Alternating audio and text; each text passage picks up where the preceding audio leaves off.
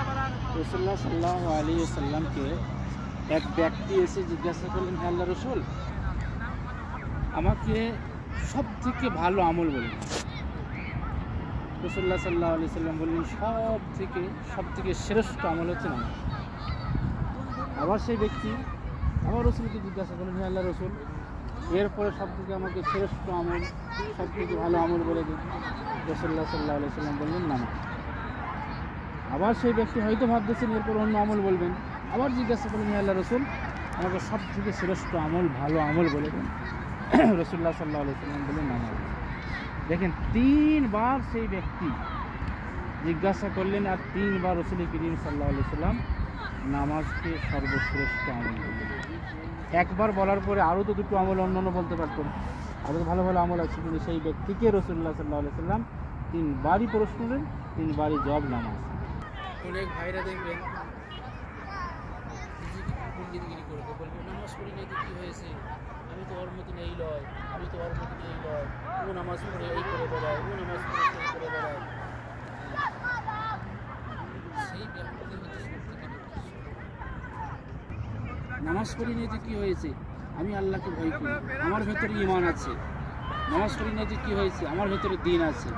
এই সব কথাগুলো মিথ্যা বলে। আপনি যদি নামাজ না পড়েন কখনো আপনি দিনদার হতেই পারবেন না।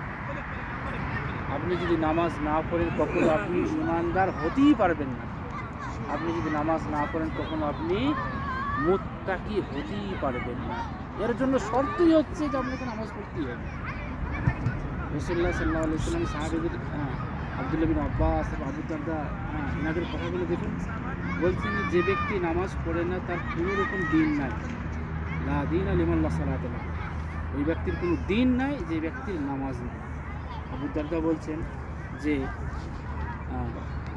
ওই ব্যক্তির কোনো ঈমানই নাই যে ব্যক্তির নামাজ নেই। কী করে আপনি বলতে পারেন যে নামাজ পড়ি না তো কী হয়েছে, আমার ভেতরে ঈমান আছে, নামাজ পড়ি না তো কী হয়েছে, আমি আল্লাহকে ভয় করি না। আল্লাহকে ভয় করার যে সমস্ত শর্ত আছে, যে শর্তের মধ্যে আপনি আল্লাহকে ঠিক করতেন, তাহলে তো আপনার ভেতরে ভয় আসতো। ওতে কে কী করছে সেটা আপনাকে কবরে আল্লাহ তাবারক তাআলা জিজ্ঞাবেন যে বিলাল মিয়া কী করেছে তুমি একটু বলো তো। না, আপনাকে আপনার আমল সম্পর্কে জিজ্ঞাসা করে। ওতে বিলাল মিয়া কী করছে, মনির মিয়া কী করতেছে, আব্দুর রহমান কী করতেছে, এটা আপনার দেখার বিষয় নেই। আপনি কি করছেন বাস এটা দেখেন। আমি কি আমল করলাম, কি করলাম না, কি ভালো করলাম, কি করলাম, এটা আপনি দেখেন।